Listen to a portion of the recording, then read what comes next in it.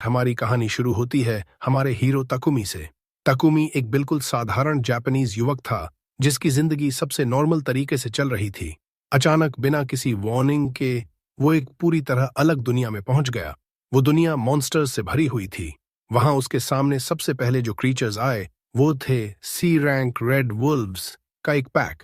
Wolves एक साथ उस पर झपटे, लेकिन तकुमी घबराया या भागा नहीं। उसने अपना एयरसॉफ्ट गन पकड़ा और कंप्रेस्ड एयर शॉट्स की एक सीरीज दाग दी। अजीब बात यह थी कि उन शॉट्स ने वुल्व्स को आसानी से मिटा दिया, जैसे वो कुछ भी नहीं थे। भले ही उसकी नई दुनिया में पहुंचे सिर्फ कुछ घंटे ही हुए थे, वो इस दुनिया में अननेचुरली तेजी से अडेप्ट हो गया, मानो वो इस पल का इंतजार बहुत लंबे समय से कर रहा हो। वुल्व्स को खत्म करने के बाद उसने उनकी कॉर्प्सेस इकट्ठा की और अपनी इन्वेंट्री में रख ली। और उसी पल सच सामने आया। तकुमी इस दुनिया में अपनी मर्जी से नहीं पहुंचा था। असल में रूलर सिल ने गलती से उसकी डेथ कर दी थी। हाँ, ये लिटरली एक अनइंटेंशनल एरर था। सिल उसके सामने प्रकट हुआ और अपनी इनकॉम्पिटेंस के लिए माफी मांगी। जब ताकुमी अभी भी ये समझ नहीं पा रहा था कि वो कहाँ है या उसके आसपास क्या हो रहा है, तो सिल ने खुद को इंट्रोड्यूस किया और बताया कि वो कहाँ है। सिल ने कहा कि वो एक लेजेंडरी सेक्टर में है और खुद सिल इस जगह का रूलर है। तकुमी के मन में गहराई से ये ख्याल आया कि ये सब कोई नई तरह की डिसेप्शन है, लेकिन सिल तुरंत उसके थॉट्स का जवाब दे दिया और बोला कि कोई डिसेप्शन या फ्रॉड नहीं है। तकुमी का आश्चर्य और बढ़ गया जब सिल ने फिर माफी मांगी और बताया कि वो उसके थॉट्स पढ़ सकता है। फिर सिल ने उसे रीअश्योर करने की कोशिश की और एक्सप्लेन किया कि वो इंटेंशनली ऐसा नहीं कर रहा था। वो शब्द बस एक्सीडेंट से निकल गए थे। हाँ, एक्सीडेंट से ही। सिल ने कहा कि वो उसे बिना किसी टाइटल्स के सिर्फ नाम से बुला सकता है। तो ताकुमी ने उससे रिक्वेस्ट किया कि जो हुआ है उसे ऐसे समझा दे जिसे वो आसानी से समझ सके। और तब सिल ने प्लेनली और डायरेक्टली कहा, तकुमी की डेथ गलती से हो गई थी। ये शब्द उसके ऊपर थंडरबोल्ट की तरह गिरे। फिर हम प्रेजेंट में वापस आते हैं और सुनते हैं कि तकुमी बता रहा है सिल डायमेंशंस के बीच एक रिफ्ट को रिपेयर करने की कोशिश कर रहा था, लेकिन उसने जरूरत से ज्यादा पावर यूज कर दी और आखिर में रिफ्ट को हिट करने की बजाय खुद तकुमी को ही दूसरी दुनिया में भेज दिया। उसकी जिंदगी 28 साल की उम्र में खत्म हो गई थी, जबकि नया बॉडी जो अब वो इनहैबिट कर रहा था वो स्पेशली सिल ने उसके लिए क्रिएट किया था। सिल ने उसे अपनी रूल वाली दुनिया में री इनकारनेट कर दिया था। ये सब भी नहीं था, सिल ने उसे इस दुनिया के बारे में नॉलेज भी दे दी थी और कई एबिलिटीज जो उसे सर्वाइव करने में मदद करेंगी। जब ताकुमी ने अपना स्टेटस विंडो खोला तो देखा कि वो पहले ही लेवल 3 हो चुका है और स्टैट्स भी बहुत रिस्पेक्टेबल हैं। ये इसलिए क्योंकि उसने 3 रेड वुल्व्स को किल कर दिया था। जब वो फॉरेस्ट में चल रहा था और सोच में खोया हुआ था तो उसे 2 छोटे चिल्ड्रन मिले। वो बहुत अडोरेबल लग रहे थे, लेकिन उनके चेहरे पर एग्जॉस्शन साफ दिख रही थी। तकुमी उनके पास गया और उनके फैमिली के बारे में पूछा, लेकिन उन्होंने कोई जवाब नहीं दिया। उनकी स्टमक्स जोर से ग्राउलिंग कर रही थीं, हंगर से। तकुमी को याद आया कि सिल ने उसके इन्वेंट्री में कुछ फूड रखा था, तो उसने कुछ फ्रूट निकालकर उन्हें ऑफर्ड किया, फिर खुद भी एक खाकर उन्हें रीअश्योर किया। उसके बाद दोनों चिल्ड्रन बड़े एंथुजियाज्म से खाने लगे। थोड़ी देर बाद उसे पता चला कि वो ट्विन्स हैं और ये बात पेनफुली ऑब्वियस थी। एक बॉय था और दूसरी गर्ल, लेकिन दोनों स्ट्रीट चिल्ड्रन जैसे ही लग रहे थे। अचानक तकुमी के लिए क्लोथ्स आ गए और उसने वो दोनों चिल्ड्रन को दे दिए। अजीब बात ये थी कि ट्विन्स एक ही इंस्टेंट में क्लीन और नीट हो गए। फिर तकुमी ने उन्हें बताया कि वो फॉरेस्ट छोड़कर नियर बाय सिटी की तरफ जाना चाहता है और पूछा कि क्या वो उसके साथ आना चाहेंगे, लेकिन उन्होंने जवाब नहीं दिया। जब तकुमी ने उनकी स्टैट्स चेक की तो पता चला कि दोनों 5 इयर्स ओल्ड हैं और किसी का भी नाम नहीं है। तब उसने फैसला किया और उन्हें एलन और एलेना नाम दे दिया। उसने उनसे कहा कि उसके साथ चलो। किसी नॉर्मल सिचुएशन में ये एक्सट्रीमली सस्पिशियस लगता, लेकिन चूंकि ये एक एनिमे है अबाउट अडॉप्शन, तो सब परफेक्टली नेचुरली प्रोसीड हो रहा है, भले ही नेचुरल ना हो। जैसे जैसे वो ट्रैवल कर रहे थे, तकुमी ने नोटिस किया कि दोनों चिल्ड्रन ईज से मूव कर रहे हैं और बिना किसी फटीग के उसके पीछे चल रहे हैं। इससे उसे लगा कि उनके बारे में कुछ स्ट्रेंज है। भले ही वो स्ट्रांग हैं, फिर भी चिल्ड्रन ही तो हैं। तो उसने सोचा कि थोड़ी देर रुककर उन्हें रेस्ट दे दे, लेकिन अचानक ट्विन्स आगे की तरफ डैश कर गए। तकुमी अलार्म में उनके पीछे दौड़ा और जब उसने सामने इनॉर्मस बोर्स देखे तो उसने मैजिक यूज करने से मना कर दिया ताकि किसी को एक्सीडेंटली हर्ट न कर दे। लेकिन वो एस्टोनिशमेंट से फ्रीज हो गया जब उसने देखा कि दोनों चिल्ड्रन मॉन्स्टर्स को ईज से किल कर रहे हैं। उसी पल उसे समझ आया कि वो जेन्युइनली पावरफुल हैं। उसने उनसे पूछा कि उन्हें कैसे पता चला कि आगे मॉन्स्टर्स हैं, लेकिन उन्होंने सिर्फ हेड्स हिला दिए। तो ताकुमी ने कहा कि अगली बार ऐसा कुछ करने से पहले उसे वार्न कर दिया करो, क्योंकि वो शेयर फ्राइड से मरने वाला था। थोड़ी देर बाद ट्विंस ने फिर किसी मॉन्स्टर की प्रेजेंस सेंस की। ताकुमी ने अस्यूम किया कि शायद ये चिल्ड्रन पहले इस फॉरेस्ट में रहते रहे होंगे, जिस वजह से वो ऐसे एनवायरनमेंट के इतने अकस्टम्ड हैं। इस बार चिल्ड्रन ने पहले तकुमी को वॉर्न किया, फिर मॉन्स्टर पर लीप किया और उसे एक इंस्टेंट में किल कर दिया। तकुमी ने उन्हें थैंक किया क्योंकि इस बार उन्होंने पहले बताया था और वे एक्सट्रीमली हैप्पी हो गए, जबकि तकुमी खुद थोड़ा एम्बैरेस्ड फील कर रहा था जब उसने देखा कि वो कितने अडोरेबल हैं। ये सिलसिला पूरे दिन चलता रहा। हर मॉन्स्टर जो उनके पाथ में आया उसे उन्होंने किल किया। जब डार्कनेस फॉल होने लगी तो तकुमी ने डिनर प्रिपेयर करने का फैसला किया और ट्विंस से हेल्प मांगी। एक ही मोमेंट में उन्होंने huge amount of firewood gather कर ली, जबकि तकुमी ने कुछ स्क्यूअर्स प्रिपेयर किए। जैसे ही वो खा रहे थे, तकुमी को याद आया कि शुरू में चिल्ड्रन कितने विथड्रॉन थे, जबकि अब वो लाफिंग और फ्रीली स्पीकिंग कर रहे हैं। इससे वो मन ही मन सोचने लगा कि क्या वो पहले से ही उससे अटैच्ड हो चुके हैं। रात में उसने प्रोटेक्टिव बैरियर सेट किया और फिर सब सो गए। अगले दिन जब वे सिटी पहुंचे तो गार्ड्स हैरान रह गए जब उन्हें पता चला कि तीनों गौ फॉरेस्ट से आए हैं, जो ए रैंक फॉरेस्ट है और एक्सट्रीमली डेंजरस है। एक मैन के साथ दो चिल्ड्रन का उस डेंजरस फॉरेस्ट से निकलना नेचुरली ही सस्पिशन अराउज कर रहा था। तो ताकुमी ने गार्ड्स को एक्सप्लेन किया कि वो कंट्री साइड से मेडिसिनल हर्ब्स ढूंढने आया है, फॉरेस्ट में डीप नहीं गया था और चिल्ड्रन खुद को डिफेंड करना जानते हैं। एक रेड हेयर्ड गार्ड ने पूछा कि क्या उसे हर्ब्स मिली हैं। तकुमी ने उन्हें निकालकर दिखाया और गार्ड ने कंफर्म किया कि वो सच में मेडिसिनल हर्ब्स हैं। खुश होकर गार्ड ने तकुमी से आइडेंटिफिकेशन कार्ड मांगा। तकुमी ने हेजिटेट करते हुए कहा कि वो रूरल एरिया से आया है और उसके पास कोई आइडेंटिफिकेशन नहीं है। उसके बाद गार्ड उसे इंस्पेक्शन के लिए ले गया, कई पेपर्स फिल करवाए और फिर एक क्रिस्टल पर हैंड रखने को कहा ताकि कंफर्म हो सके कि उसका कोई क्रिमिनल रिकॉर्ड नहीं है। भले ही तकुमी ने कुछ गलत नहीं किया था, फिर भी वो थोड़ा टेंस फील कर रहा था, खासकर ट्विंस की सिचुएशन को अभी भी फुली समझ न पाने की वजह से। फॉर्चुनेटली कोई प्रॉब्लम नहीं आया। गार्ड ने उन्हें टेम्पररी कार्ड्स दे दिए और कहा कि अगर वो लॉन्गर पीरियड तक रहना चाहता है तो ऑफिशियल कार्ड ले लेना बेहतर होगा। फिर उसने चिल्ड्रन को स्माइल किया, लेकिन वे उस स्माइल से फ्राइटन्ड हो गए। थोड़ी देर बाद जब वे सिटी के अंदर वॉक कर रहे थे तो ट्विंस ऑब्वियस फियर के साथ चारों तरफ देख रहे थे। कुछ समय बाद वे चर्च में एंटर्ड। ताकुमी ने चिल्ड्रन से कहा कि वो थोड़ी देर वेट करें, फिर ऑल्टर की तरफ गया ताकि सिल से कांटेक्ट कर सके। सिल ने पूछा कि नई दुनिया में सब कैसे चल रहा है, तो ताकुमी ने उसे ट्विंस के बारे में बताया कि फॉरेस्ट में उन्हें कैसे मिले और वो उन्हें अकेला छोड़ नहीं सका, इसलिए उन्हें साथ ले आया, लेकिन खुद अकेले उनकी केयरिंग नहीं कर सकता, इसलिए ऑर्फनेज में भेजने का इरादा था। जैसे ही ताकुमी ने ये कहा, सिल के चेहरे पर टेंशन साफ दिखने लगी और उसने तुरंत कहा कि ऐसे बात मत करो। ताकुमी कामली रिप्लाइड किया कि शुरू से ही उसे लगा था कि सिल सब कुछ से कनेक्टेड है, क्योंकि उसने उसे सेफ या पीसफुल जगह भेजने की बजाय extremely dangerous A rank forest में भेज दिया और उसी फॉरेस्ट में उसे ट्विंस मिले थे। इससे भी स्ट्रेंजर ये कि वहां के मॉन्स्टर्स उन्हें डिफीट नहीं कर पाए थे। सिल ने फिर माफी मांगी, लेकिन ताकुमी ने क्लियर और डायरेक्ट एक्सप्लेनेशन मांगी। अनफॉर्चुनेटली सिल ने कहा कि वो इससे ज्यादा कुछ नहीं बता सकता। यहां हमें पता चलता है कि इस दुनिया में सिर्फ एक रूलर नहीं है, जैसे ruler of wind, ruler of fire, ruler of water, ruler of earth. Takumi ने पीसेस कनेक्ट किए और कहा कि अगर रूलर ऑफ विंड फ्रैंकली नहीं बोल सकता तो ट्विंस किसी दूसरे रूलर से रिलेटेड होंगे। सिल स्माइल किया और एडमिटेड किया कि ताकुमी इंडीड इंटेलिजेंट है। फिर सिल ने बताया कि ट्विंस ऑर्डिनरी चिल्ड्रन नहीं हैं और उन्हें फॉरेस्ट में छोड़ना एक्सट्रीमली डेंजरस था, लेकिन फिर भी वो इससे ज्यादा नहीं कह सकता। ताकुमी ने आगे क्वेश्चन से प्रेशर नहीं डाला, लेकिन एक इंपॉर्टेंट चीज पूछी, क्या वो ट्विंस के साथ कंटिन्यू डील कर सकता है और उनकी लुक आफ्टर कर सकता है। सिल ने आंसर्ड किया कि ऐसा करना उसके लिए ट्रेमेंडस सर्विस होगा, जैसे फेट खुद उसे चांस दे रहा हो कि एक्सीडेंट से ताकुमी की डेथ करने की मिस्टेक को करेक्ट कर सके।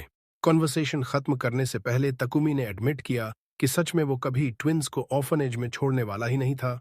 सिल से बात खत्म करने के बाद वो चिल्ड्रन के पास वापस आया और बोला कि अब ऐन में चलकर प्रॉपर रेस्ट कर लेना चाहिए, जबकि सिल इमेंसली हैप्पी था क्योंकि उसे कोई काइंड हार्टेड और सिंसियर तरीके से रिस्पॉन्सिबिलिटी शोल्डर करने वाला मिल गया था।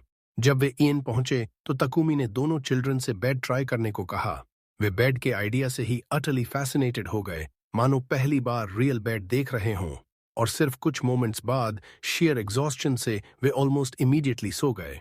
तकुमी को भी लंबे दिन के इवेंट्स के बाद ड्राउजीनेस आ गई। अगले दिन जब वे वोक अप तो तकुमी ने देखा कि ट्विंस क्वाइटली बैठकर उसे देख रहे हैं। उसने उन्हें गुड मॉर्निंग कहा और जब उन्होंने जवाब दिया तो वो जेन्युइनली सरप्राइज्ड हो गया क्योंकि ये पहली बार था जब उसने उनकी वॉइसेस सुनी थीं। पहले वो उनकी साइलेंस की वजह से वरीड रहता था, लेकिन अब बोलना शुरू कर देना उसके लिए मेजर स्टेप और रिलीफ की बात थी। बिना रियलाइज किए उसने उन्हें जेंटल एम्ब्रेस में खींच लिया। थोड़ी देर बाद उन्होंने डिसाइड किया कि अब एडवेंचरर्स गिल्ड की तरफ चलें। गिल्ड पहुंचकर उन्हें रिसेप्शनिस्ट लूना मिली। तकुमी ने बताया कि वो एडवेंचरर के तौर पर रजिस्टर होना चाहता है और दोनों चिल्ड्रन को भी उसके साथ रजिस्टर करवाना चाहता है। लूना थोड़ा सरप्राइज्ड हुई और बताया कि रजिस्ट्रेशन के लिए मिनिमम एज नहीं है, लेकिन चिल्ड्रन को बैटलफील्ड पर ले जाना एक्सट्रीमली डेंजरस है। फिर भी तकुमी ने अपनी रिक्वेस्ट पर इंसिस्ट किया तो लूना ने इंथ्यूजियाज्म से रजिस्ट्रेशन फॉर्म दे दिया। प्रोसीजर्स खत्म करने के बाद वे जगह देखने लगे। ट्विंस क्राउड और अनफेमिलियर फेसेस के बीच थोड़े टेंस थे, लेकिन तकुमी ने उन्हें रीअश्योर किया कि कुछ वरी करने की बात नहीं है। थोड़ी देर बाद लूना उनके पास कार्ड्स लेकर आई और एक्सप्लेन किया कि ये कार्ड्स आइडेंटिफिकेशन के तौर पर भी काम करते हैं। तकुमी ने अपना कार्ड देखा और नोटिस किया कि वो लेवल 11 तक पहुंच गया है। कार्ड में ये भी लिखा था कि वो ह्यूमन है, जिससे उसके मन में थोड़ी क्यूरियोसिटी जागी। तब लूना ने गिल्ड सिस्टम एक्सप्लेन करना शुरू किया। उसने बताया कि रैंक्स F से शुरू होते हैं बिगिनर्स के लिए और S तक जाते हैं, जो हीरोज का रैंक माना जाता है। SSS नाम का एक हायर रैंक भी है, लेकिन वो एक्सट्रीमली स्पेशल रैंक है और गिल्ड के पूरे हिस्ट्री में कभी किसी ने रीच नहीं किया। उसने ये भी एक्सप्लेन किया कि क्वेस्ट्स को इंडिविजुअली या ग्रुप्स में कंप्लीट किया जा सकता है और पार्टी का रैंक उसके मेंबर्स के एवरेज रैंक से डिसाइड होता है। अगर वो वर्क लेना चाहे तो रिसेप्शन से क्वेस्ट चुनकर रिक्वायर्ड प्रोसीजर्स कंप्लीट करने होंगे। थैंक करने के बाद तकुमी ने उनसे रिक्वेस्ट किया कि उन्हें एक पार्टी के तौर पर रजिस्टर कर दो। लूना ने पार्टी का नाम पूछा तो तकुमी ने एक मोमेंट सोचा, और क्योंकि उनकी लाइव्स रूलर्स से किसी न किसी वे में कनेक्टेड हो गई थीं, तो उसे लगा कि नाम एग्स फिटिंग होगा। उसने नाम बताया और लूना ने ऑफिशियली पार्टी रजिस्टर कर दी। उसके बाद वे नोटिस बोर्ड की तरफ गए और अपना पहला क्वेस्ट चुनने लगे। वे मेडिसिनल हर्ब्स गैदर करने वाले मिशन पर सेटल हुए। लूना ने बताया कि क्वेस्ट कंप्लीट करने के लिए 3 दिन का समय है और इस तरह उस पार्टी का पहला रियल मिशन शुरू हो गया। जैसे ही वे रोड पर चल रहे थे, उन्हें एक स्लाइम मिला और ट्विंस तुरंत इनोसेंटली उसके साथ खेलने लगे, मानो वो कोई टॉय हो, मॉन्स्टर नहीं। थोड़ी देर बाद ताकुमी को एक मेडिसिनल हर्ब मिली तो उसने ट्विंस को उसकी अपीयरेंस डिटेल में एक्सप्लेन की ताकि वे पहचान सकें, और ये भी बताया कि इसे बिना डैमेज किए कैसे गैदर करना है। सरप्राइज ये हुई कि ट्विंस ने बहुत शॉर्ट टाइम में enormous quantity of herbs collect कर ली। जब वे गिल्ड वापस लौटे तो लूना उस अमाउंट से स्टन्ड रह गई जो उन्होंने सिर्फ हाफ अ डे में गैदर किया था। तकुमी ने कहा कि चिल्ड्रन ने ट्रेमेंडस एफर्ट लगाया है। लूना ने हर्ब्स की क्वालिटी कंफर्म करने के बाद उन्हें रिवॉर्ड दे दिया। तब तकुमी ने सिंसियरली ट्विंस को थैंक किया क्योंकि वो मानता था कि क्वेस्ट को सच में उन्होंने ही कंप्लीट किया है। अचानक एक इरिटेटेड मैन आया और मॉकिंगली पूछने लगा कि गिल्ड के अंदर कुछ लिटिल चिल्ड्रन क्या कर रहे हैं। तुरंत ट्विंस तकुमी के पीछे छिप गए तो तकुमी आगे बढ़ा और बॉल्ड मैन के सामने खड़ा हो गया। बोला कि चिल्ड्रन उसके साथ हैं और अगर कोई प्रॉब्लम है तो प्लेनली कह दो।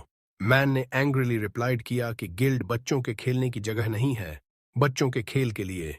हीरो ने शांति से जवाब दिया कि ट्विंस ठीक से व्यवहार कर रहे थे और किसी को परेशान नहीं कर रहे थे, लेकिन उस आदमी ने चिल्लाकर कहा कि उनकी सिर्फ मौजूदगी ही उसे नाराज कर रही है। लकीली लूना ने बीच में आकर स्थिति को शांत करने की कोशिश की, फिर भी वो आदमी और ज्यादा आक्रामक हो गया। पलक झपकते ही ट्विंस ने आगे बढ़कर उसे 2 लगातार किक मार दी। हीरो घबरा गया और उन्हें तुरंत रोकने के लिए चिल्लाया ताकि मामला और न बढ़े। जब स्थिति शांत हो गई तब हीरो ने थोड़ा अजीब तरीके से लूना से पूछा कि क्या उन्हें कोई सजा मिलेगी, लेकिन लूना ने उसे आश्वासन दिया और कहा कि जो हुआ वो सेल्फ डिफेंस था, इसलिए कोई समस्या नहीं है। उसी पल वो रेड हेयर्ड आदमी जो पहले सिटी गेट पर दिखा था वहां आया और पूछा कि क्या हुआ। उसी समय दूसरे एडवेंचरर्स उस बॉल्ड आदमी का शरीर गिल्ड से बाहर खींच रहे थे। लूना ने हीरो के कान में फुसफुसाकर बताया कि ट्विंस रो रहे हैं। हीरो तुरंत उनके पास पहुंचा और पूछा कि क्या वो ठीक हैं। तब रोते हुए उन्होंने उससे विनती की कि उसे उन्हें छोड़कर मत जाना। वो बहुत टचिंग दृश्य था और हीरो को एहसास हुआ कि ट्विंस उससे कितना अटैच हो चुके हैं। हीरो को याद आया कि शायद उसने उन पर थोड़ी आवाज ऊंची कर दी थी, इसलिए उसने जल्दी से उन्हें समझाया और कहा कि वो कभी उन्हें नहीं छोड़ेगा और कोई चिंता करने की बात नहीं है। फिर उसने वो सारी बात रेड हेयर्ड आदमी को बताई। उसने खुद को इंट्रोड्यूस किया और कहा कि उसका नाम ग्रैनल रॉबिन है और वो शिरन हेडक्वार्टर्स का वाइस कमांडर है। हीरो ने उसे बताया कि बच्चों को लगा था कि वो उन्हें छोड़ देगा। रॉबिन को यह सुनकर बहुत बुरा लगा और उसने पूछा कि क्या वो कभी ऐसा कर सकता है। हीरो को यह सवाल सुनकर थोड़ा गुस्सा आया और उसने तुरंत जवाब दिया कि वो कभी ऐसा नहीं कर सकता। फिर भी वो सच में कंफ्यूज था और समझ नहीं पा रहा था कि ट्विंस को ऐसा क्यों लगा, क्योंकि उनसे मिले ज्यादा समय भी नहीं हुआ था। रॉबिन ने उसकी तरफ देखा और पूछा कि क्या वो उनके बच्चे हैं। हीरो ने इनकार में सिर हिलाया और फिर बताने लगा कि वो उन्हें जीए फॉरेस्ट में पहली बार मिले थे। उसने कहा कि वो नहीं जानता था कि वो खोए हुए हैं या अबैंडन्ड हैं, लेकिन वो उन्हें उस डेंजरस जगह पर अकेला छोड़ नहीं सका। उसके बाद उसने पूछा कि क्या हाल ही में फॉरेस्ट में किसी कार्ट या कैरावैन पर अटैक हुआ है। लूना को तुरंत एक पुरानी घटना याद आ गई। उसने बताया कि स्लेव ट्रेडर्स पर फॉरेस्ट में अटैक हुआ था और उन्होंने शायद बच्चों को मॉन्स्टर्स को डिस्ट्रैक्ट करने के लिए फेंक दिया होगा ताकि खुद बच सकें। इससे सारी बात साफ हो गई। हीरो ने रॉबिन से पूछा कि अगर वो ट्विंस को फॉर्मली अडॉप्ट कर ले तो कोई समस्या तो नहीं होगी। रॉबिन ने जब देखा कि बच्चे हीरो से कितना डीपली अटैच्ड हैं तो उसने कहा कि कोई समस्या नहीं है। उसने यहां तक वादा किया कि वो अपने वाइस कमांडर के पोजीशन का इस्तेमाल करके उनकी गार्डियनशिप को ताकुमी के नाम लीगली रिकॉग्नाइज करवा देगा। हीरो ने उसे शुक्रिया कहा, लेकिन उनकी बातचीत जारी होने से पहले लूना बीच में आ गई। लूना ने हीरो से पूछा कि क्या वो गॉफ फॉरेस्ट में गए थे, क्योंकि वो वहां के मॉन्स्टर्स से आने वाले मटेरियल्स में बहुत इंटरेस्टेड थी। हीरो ने उसे बताया कि उसके पास रेड वुल्व्स के कुछ मटेरियल्स हैं। लूना हैरान रह गई और उनसे मांगने लगी। उसी पल वॉल नाम का एक व्यक्ति आया और हीरो को सलाह दी कि उन्हें बेच दे, क्योंकि लूना ऐसे मटेरियल्स में बहुत इंटरेस्टेड है। हीरो ने मान लिया और मटेरियल्स बेच दिए और बदले में उसे अच्छी खासी रकम मिली। उसके बाद लूना ने रॉबिन की तरफ देखा और पूछा कि क्या वो गिल्ड मास्टर से बात करने वाले नहीं हैं। रॉबिन ने जवाब दिया कि एक्सपेडिशन कैंपेन की बात गिल्ड मास्टर से करनी होगी। ऐसे कैंपेन्स समय समय पर ऑर्गेनाइज किए जाते हैं ताकि फॉरेस्ट्स में मॉन्स्टर्स की संख्या कम रहे। अगर उन्हें अनचेक बढ़ने दिया गया तो वो अपनी टेरिटरी से बाहर निकलकर सिटीज को थ्रेटन करने लगेंगे। चूंकि फॉरेस्ट रैंक था, इसलिए एक्सपेडिशन छोटी संख्या में लेकिन ओवरवेलमिंग स्ट्रेंथ वाली होगी। फिर रॉबिन ने हीरो की तरफ देखा और कहा कि वो भी इस कैंपेन में शामिल होंगे। हीरो हैरान रह गया और पूछा कि वजह क्या है, जब वो अभी सिर्फ बिगिनर एडवेंचरर है। लेकिन वॉल बीच में आ गया और बोला कि बकवास बंद करो, क्योंकि रेड वुल्व्स के मटेरियल्स होने की बात कहकर तुम खुद इस सिचुएशन में घुस आए हो। हीरो को तब एहसास हुआ कि उसे शांत रहना चाहिए था और अपने शब्दों को ज्यादा सावधानी से चुनना चाहिए था। उसके बाद वॉल गिल्ड मास्टर से बात करने चला गया और जाते जाते हीरो से कहा कि भागने की कोशिश मत करना, क्योंकि वो ऑफिशियल रिक्वेस्ट सबमिट करने वाला है ताकि तुम्हें एक्सपेडिशन में ऐड कर दिया जाए। हीरो को लगा कि वो खुद को सीरियस ट्रबल में डाल चुका है, लेकिन उसके विचार अचानक कट गए जब उसने देखा कि ट्विंस कॉइन्स खाने की कोशिश कर रहे हैं। हीरो तुरंत उनके पास भागा और उन्हें रोक लिया ताकि कुछ बुरा ना हो जाए। थोड़ी देर बाद वॉल ने गिल्ड मास्टर से मिलकर एडवेंचरर्स को कैंपेन के लिए ऑर्गेनाइज करने को कहा और एडवेंचरर तकुमी को भी उनमें शामिल करने की रिकमेंडेशन दी। कुछ समय बाद हम हीरो को ट्विंस के साथ शहर की सड़कों पर शांति से चलते देखते हैं। हालांकि नई दुनिया में आने के बाद पूरा महीना भी नहीं हुआ था, फिर भी वो इसमें बहुत अच्छे से अडेप्ट हो चुका था। दोनों बच्चों की बात करें तो पहले वो किसी भी स्ट्रेंजर से डरते थे, लेकिन अब वो शांत हो गए थे और अपनी नई जिंदगी में एडजस्ट हो गए थे। उनकी पार्टी, जिसका नाम एग्स था, वो 2 दिन काम और 1 दिन रेस्ट का सिस्टम फॉलो करती थी, जिससे उनकी एनर्जी बनी रहती थी। एक दिन जब वो ब्रेकफास्ट कर रहे थे, तब हीरो ने कहा कि खाना बहुत डिलिशियस है, लेकिन उसे लगा कि कुछ मिसिंग है। चूंकि वो जापानीज था, इसलिए उसके लिए सोय सॉस के बिना खाना अधूरा सा लगता था। थोड़ी देर सोचने के बाद उसे याद आया कि इस दुनिया में सिर्फ 3 तरह की ब्रेड है, व्हाइट ब्रेड, बार्ली ब्रेड और होल व्हीट ब्रेड। तब उसे पुरानी डेकोरेटेड ब्रेड्स और स्वीट्स की याद आने लगी और उसे लगा कि उसे खुद ब्रेड बनानी चाहिए। ट्विंस इस आइडिया से बहुत एक्साइटेड हो गए और उन्होंने पास की बेकरी में जाने का फैसला किया। जैसे ही वो अंदर गए, बेकर ने पूछा कि क्या चाहिए। हीरो ने कहा कि वो कुछ खरीदने नहीं आए हैं, बल्कि एक छोटा सा फेवर मांगने आए हैं। उसी पल बेकरी का ओनर आया और पूछा कि मामला क्या है। उसकी बेटी मिशेल ने उसे बताया कि ताकुमी उनसे फेवर मांगना चाहता है। बेकर का नाम रैड था। हीरो ने खुद को इंट्रोड्यूस किया और बताया कि वो कुछ इंग्रेडिएंट्स जो उसके पास हैं, उनसे एक खास तरह की ब्रेड बनाने की कोशिश करना चाहता है। मिशेल ने देखा कि एक इंग्रेडिएंट जैम था, जबकि दूसरा उसे अनजाना लगा। तब हीरो ने उन्हें बताया कि वो पेस्ट्री क्रीम है और इसे ब्रेड के अंदर रखकर ओवन में डालना होता है। रैड को एक्सपेरिमेंट करने में कोई आपत्ति नहीं थी, लेकिन उसने माना कि उसने पहले कभी ऐसी ब्रेड नहीं बनाई। इसलिए हीरो ने उसे स्टेप बाय स्टेप मेथड सिखाने का फैसला किया। जल्दी ही हीरो खुद बेकर बनकर उनके सामने ब्रेड बना रहा था, ताकि वो मेथड सीख सकें। रैड ने उसे इमिटेट किया और बहुत अच्छा परफॉर्म किया, जबकि एलन और एलेना भी एक्साइटेड होकर पार्टिसिपेट करने लगे। रैड ने हीरो से कहा कि उसे भी मदद करनी होगी, इसलिए हीरो ने कुछ एनको निकाला ताकि दूसरी तरह की ब्रेड बना सके। उन्होंने पूरे दिन और रात के कुछ हिस्से तक अलग अलग वैरायटीज बनाई। जब वो काम खत्म कर चुके तो ओवन से ब्रेड निकलने का इंतजार करने लगे। जब ब्रेड तैयार हो गई और उन्होंने टेस्ट किया, तब रैड और मिशेल उसके फ्लेवर से पूरी तरह हैरान रह गए। फिर उन्होंने हीरो से पूछा कि क्या वो इस तरह की ब्रेड बेकरी में बेच सकते हैं, और कहा कि वो कस्टमर्स को बता देंगे कि रेसिपी हीरो की है। उन्होंने कमीशन भी देने की बात की, लेकिन हीरो ने पोलाइटली मना कर दिया और कहा कि उसे पैसे की जरूरत नहीं है। उसके लिए बस इतना काफी है कि वो जब चाहे उनसे वो ब्रेड खरीद सके।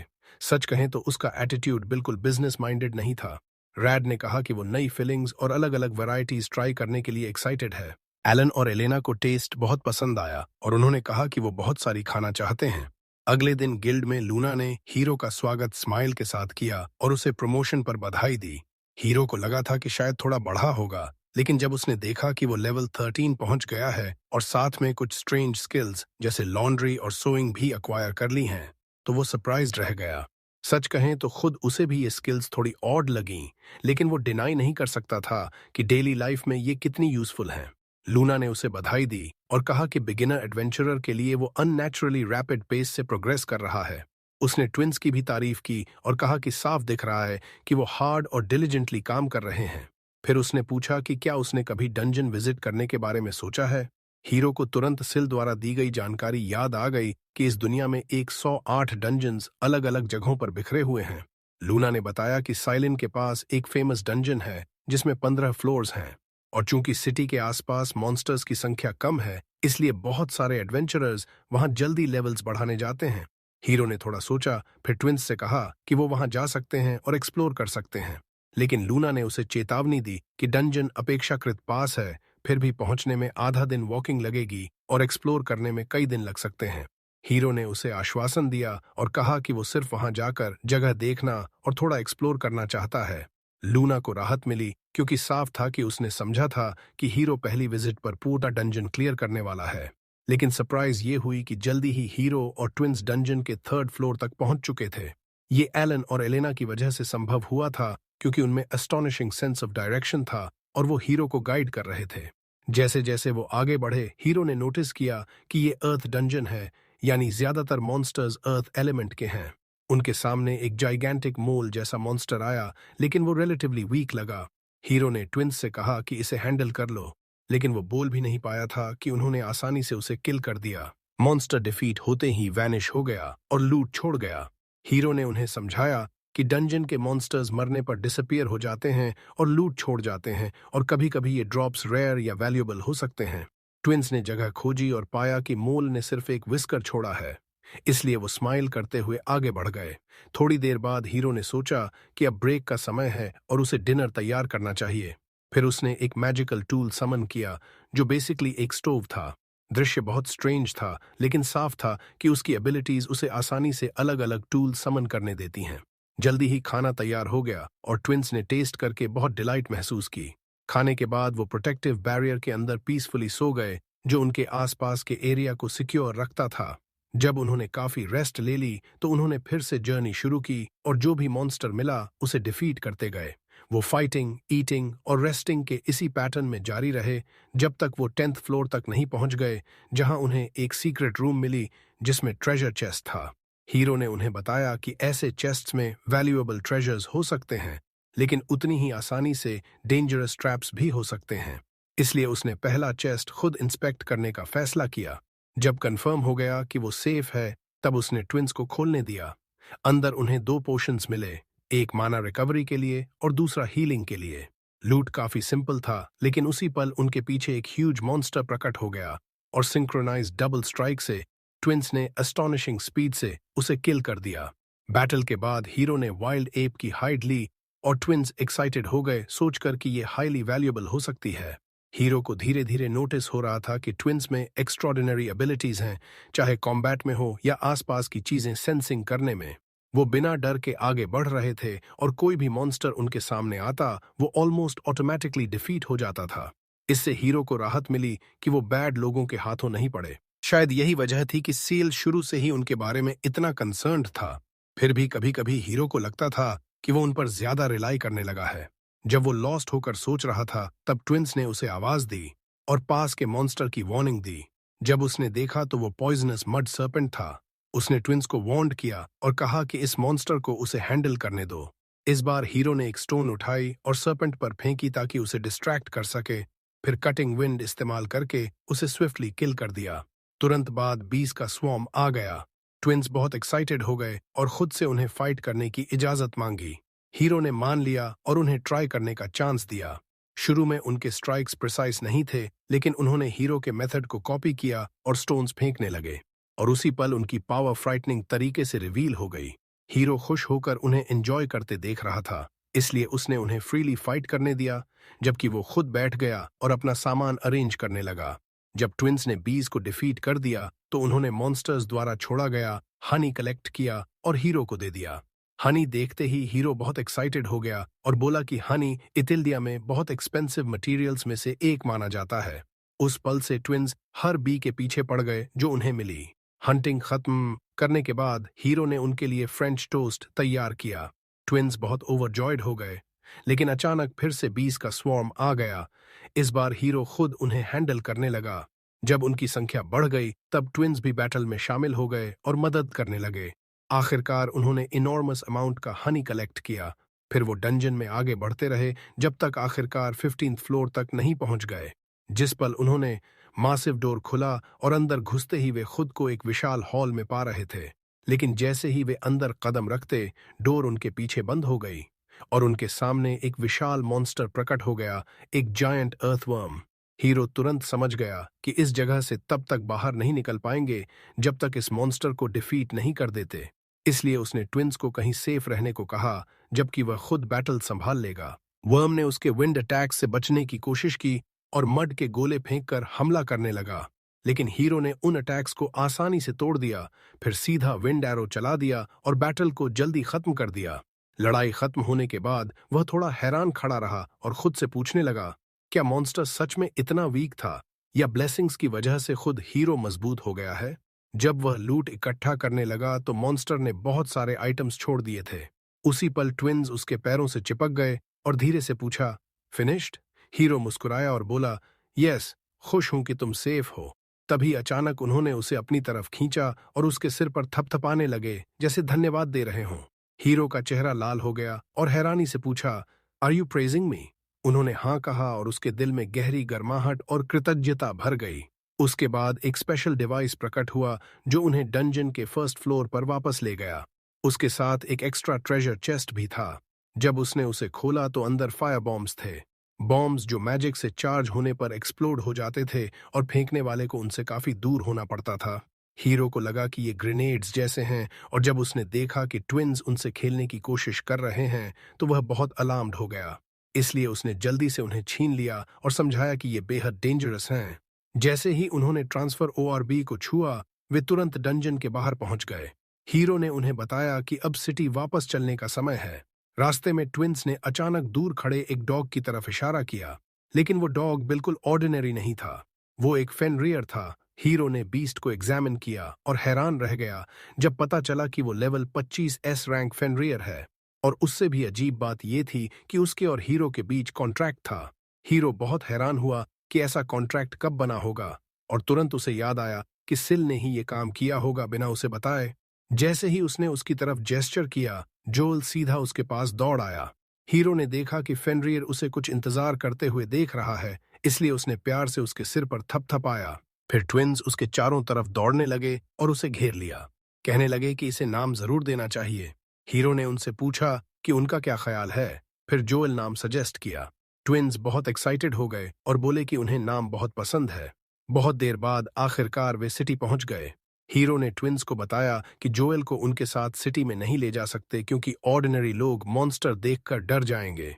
इसलिए उसने फैसला किया कि उसे अपने शैडो में हाइड कर देगा और समझाया कि मॉन्स्टर कॉन्ट्रैक्ट्स डार्क मैजिक का रूप हैं। इसलिए कॉन्ट्रैक्टेड बीस्ट खुद को हाइड करके गायब हो सकता है। थोड़ी देर बाद हीरो सिल से मिला और उससे कॉन्ट्रैक्ट्स और मैजिकल बीस्ट्स के बारे में पूछा। सिल पहले तो समझ गया, लेकिन जब हीरो ने स्पष्ट किया कि वो जोएल की बात कर रहा है तो सिल थोड़ा अनकंफर्टेबल हो गया और विषय बदलने लगा। फिर उसे याद आया कि फेनरियर को रूलर ऑफ वाटर ने भेजा था और खुद सिल उस बीस्ट का स्वागत सबसे पहले करना चाहता था। इसलिए उसने फैसला किया कि हीरो के लिए एक और बीस्ट समन करेगा। हीरो ने उसे रोका और सीधे पूछा, family of the ruler of water से क्या मतलब? सिल ने कहा कि ठीक वही मतलब है।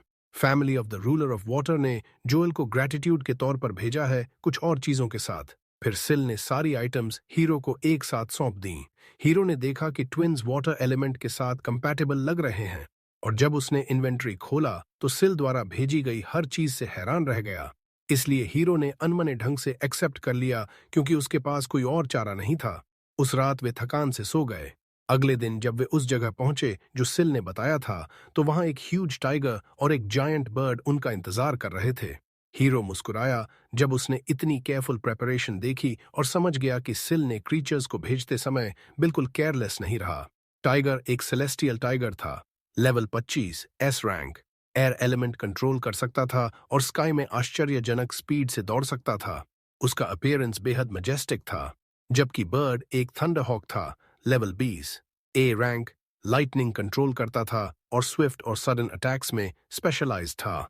ट्विन्स को नेम्स में बहुत इंटरेस्ट था। थोड़ी सोच के बाद हीरो ने टाइगर का नाम हीट और बर्ड का नाम बोल्ट रखने का फैसला किया। सिल ने मैजिकल कॉलर्स भी भेजे थे जिनकी वजह से जोएल और हीट टाइनी चिबी फॉर्म्स में अपीयर हो सकते थे, ताकि वे उनके साथ बिना अटेंशन खींचे चल सकें। ट्विन्स बहुत एक्साइटेड हो गए और खुद के लिए भी कॉलर्स मांगने लगे, लेकिन हीरो को लगा कि ये सूटेबल नहीं है। चाहे वे कितने अडोरेबल हों, फिर भी वे चिल्ड्रन थे। इसलिए उसने रूलर ऑफ वाटर द्वारा भेजी गई चीजों में से सेफ पेंडेंट्स ढूंढे जो ट्रैकिंग, रेजिस्टेंस और मैजिकल रीइंफोर्समेंट के चार्म्स वाले थे, ताकि ट्विन्स हमेशा सेफ रहें। उनके साथ मैजिकल बैग्स भी थे जिनमें वे अपना सारा सामान रख सकते थे। अब वे एडवेंचर को आराम से जारी रखने के लिए रेडी थे। उसके बाद हम उन्हें सिटी में घूमते देखते हैं जब तक ट्विन्स एक टॉय स्टोर के सामने रुक गए और अंदर की हर चीज से मुग्ध हो गए। जब वे अंदर गए तो एलेना ने कुछ बहुत क्यूट हेयर टाइज चुने, और जैसे वो काफी नहीं था, उसने ब्लैक वाले भी चुने ताकि वे हीरो के कलर से मैच करें। हीरो उस सीन से अडोरेबल लगने की वजह से लगभग बेहोश हो गया। फिर और भी बोल्डर सीन आया। स्टोर में काम करने वाली वुमन ने ट्विन्स से डिस्प्ले पर रखे कुछ क्लोथ्स ट्राई ऑन करने को कहा। सच कहें तो ये बहुत क्लेवर मूव था, क्योंकि सैंपल क्लोथ्स में ट्विन्स इतने अनबिलीवेबली अडोरेबल लग रहे थे कि हीरो ने उनके लिए कई आउटफिट्स खरीद लीं। उस रात हीरो बैठा सोच रहा था कि एलन के लिए कोई स्पेशल गिफ्ट लाना चाहता है, लेकिन उसे पता नहीं था कि क्या चुने, क्योंकि इस वर्ल्ड में वो चीजें जो उसे पसंद आती वे एग्जिस्ट ही नहीं करती। इसलिए वो बात थोड़ी देर के लिए पोस्टपोन हो गई। अगले दिन उनके पहले ऑफिशियल मॉन्स्टर हंटिंग मिशन का समय आया इनसाइड गे फॉरेस्ट। उन्होंने अच्छे से प्रिपेयर किया, ब्रेकफास्ट किया और फिर नाइट से मिलने गए। वहां रॉबिन ने उन्हें वाइस कमांडर आइजैक रिनर से इंट्रोड्यूस किया। आइजैक थोड़ा अनईजी महसूस कर रहा था जब उसने दो छोटे बच्चों को फॉरेस्ट के डेंजर में जाने के लिए तैयार देखा, लेकिन रॉबिन ने उसे रीअश्योर किया और बताया कि ट्विन्स जितने दिखते हैं उससे कहीं ज्यादा स्ट्रांग हैं और रूलर्स उन्हें लिटरली प्रोटेक्ट कर रहे हैं, इसलिए उसे खुद की चिंता करनी चाहिए। उसके बाद रॉबिन ने उन्हें बताया कि वे ट्रांसपोर्ट कैरेज से फॉरेस्ट में जाएंगे, लेकिन कुछ स्ट्रेंज होने लगा जब हीरो को लगा कि कोई अनसेटलिंग और पिक्यूलियर गेज से उन्हें देख रहा है। एलन और एलेना ने भी इसे सेंस किया। हालांकि उस पल उनकी इंट्यूशन खास स्ट्रांग नहीं थी, फिर भी फीलिंग रियल थी। हीरो तय नहीं कर पा रहा था कि गेज हॉस्टाइल है या सिर्फ क्यूरियस, इसलिए उसने अलर्ट रहते हुए जर्नी जारी रखने का फैसला किया और उस फीलिंग के सोर्स को आइडेंटिफाई करने की कोशिश की। जब वे फॉरेस्ट पहुंचे तो रॉबिन ने प्लान अनाउंस किया। वे वहां 5 दिन रहेंगे और हंटिंग मिशन शुरू करेंगे। फिर उन्होंने कैंप लगाने के लिए सूटेबल जगह ढूंढनी शुरू की और दूसरे एडवेंचरर्स से थोड़ा अक्वेंट हो गए। वे ऑर्डिनरी लुकिंग लोग थे जो ज्यादा पावरफुल नहीं लग रहे थे, जैसे ब्लॉन्ड रूडोल्फ, ट्विन ब्रेड्स वाली गर्ल आयरिस, जो नाम का एक आदमी और उसके अलावा एक और आदमी। फिर उन्होंने एरिया एक्सप्लोर करना शुरू किया और सब नॉर्मल चल रहा था जब तक ट्विन्स ने नॉर्थ से एनिमी अप्रोच करते सेंस नहीं किया। गिल के पास डिटेक्शन एबिलिटी थी, फिर भी उसने एनिमी को थोड़ी देर बाद ही नोटिस किया, जिससे साफ हो गया कि ट्विन्स की सेंसरी एबिलिटीज कितनी सुपीरियर हैं। एनिमी एक पावरफुल रेड वुल्फ था।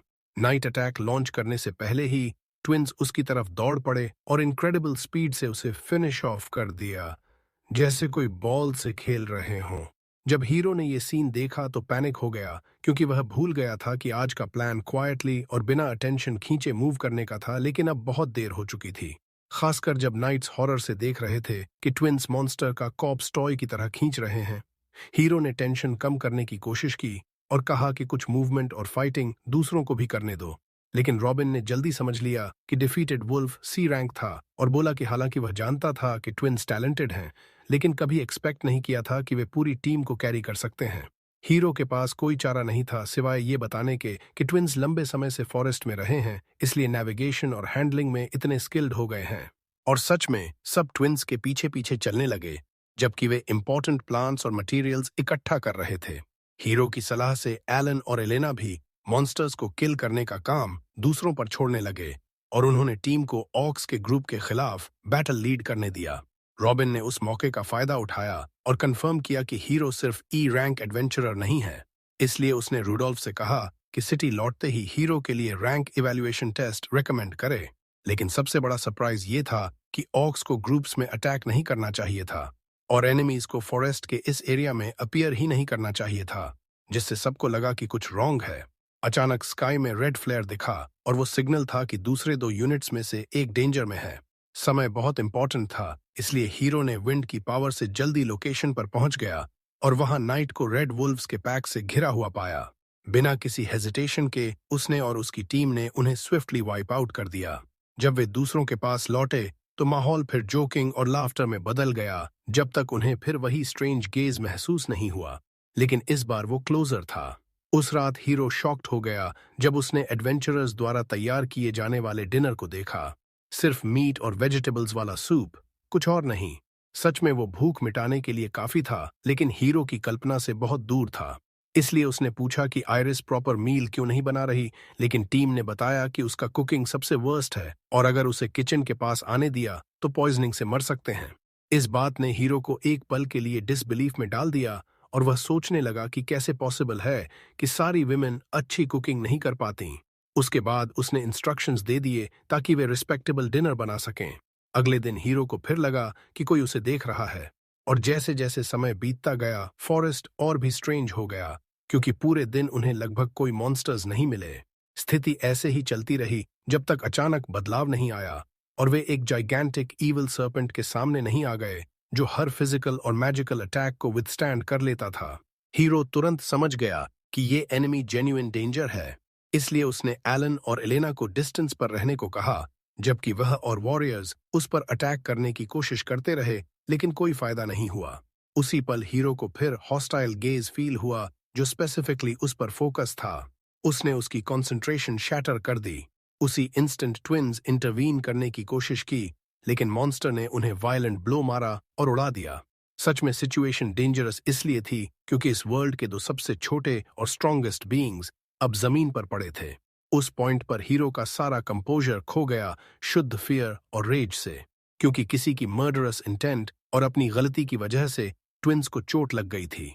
उस पल उसके दिल का सारा गुस्सा इकट्ठा हो गया और उसने एडवांस्ड विंड मैजिक ट्राई करने का फैसला किया। नेचुरली वह खुद से एग्जीक्यूट नहीं कर पाता था, इसलिए उसने रूडोल्फ और दूसरों से कहा कि जाइगेंटिक सर्पेंट को डिस्ट्रैक्ट करें जबकि वह अटैक चार्ज करे। एडवेंचरर्स ने अपना पूरा जोर लगाया ताकि उसे टाइम मिले, और जब हीरो को लगा कि सब रेडी है तो उसने उन्हें पीछे हटने को कहा। फिर सैकड़ों छोटे विंड बेस्ड अटैक्स का स्टॉर्म अनलीश कर दिया, जिसने न सिर्फ सर्पेंट को किल कर दिया बल्कि फॉरेस्ट के बड़े हिस्से को भी डिस्ट्रॉय कर दिया। रॉबिन ने कहा कि उसने कभी इतनी ओवरवेलमिंग पावर वाली मैजिक नहीं देखी, लेकिन प्रॉब्लम अभी खत्म नहीं हुई थी, क्योंकि हालांकि ट्विंस के वूंड्स इंप्रूव हो गए थे, हीरो आखिरकार उन स्ट्रेंज स्टेयर्स का सोर्स आइडेंटिफाई कर ही चुका था। पूर्ण रिजॉल्व के साथ वह रिस्पॉन्सिबल व्यक्ति की तरफ चार्ज कर गया, एक पर्पल हेयर्ड नाइट नाम सागी। उसने सोर्ड से उसे पिन डाउन किया और जवाब मांगा। रॉबिन को कुछ समझ नहीं आ रहा था और सागी खुद भी नहीं समझ रहा था, लेकिन हीरो ने उससे पूछा कि ब्लड लस्ट भरी आंखों से उसे क्यों देखा। रूडोल्फ ने भी कंफर्म किया, क्योंकि उसने भी वही लुक्स नोटिस किए थे। इसलिए वे दबाते रहे जब तक सिगीसी ने आखिरकार एडमिट नहीं कर लिया कि जेलसी उस वजह से थी क्योंकि हीरो ने रॉबिन का रिस्पेक्ट इतनी जल्दी हासिल कर लिया था। उस पॉइंट पर हीरो समझ गया कि सागी अपने कमांडर की एडमायर करता है, लेकिन मामला थोड़ा और कॉम्प्लिकेटेड लग रहा था क्योंकि सिगीसी रेड हेयर्ड मैन से भी इन्फैचुएटेड था, और इसीलिए जेलसी वो तरह की थी जो फीलिंग्स मैनिपुलेट करने को ज्यादा ड्राइव करती थी। उसके बाद एम्बैरेसमेंट की सीक्वेंस आई, बहुत सारे जोक्स, रॉबिन की एब्सोल्यूट रिजेक्शन, ब्रोकन हार्ट्स, और आखिर में मामला उससे आगे नहीं बढ़ा। उसके बाद उन्होंने प्लेजेंट डिनर किया। फिर हीरो ने अपनी स्टैट्स देखी और नोटिस किया कि वह लेवल 25 पर पहुंच चुका है और उसके पास वाटर मैजिक में 50 पॉइंट्स हैं।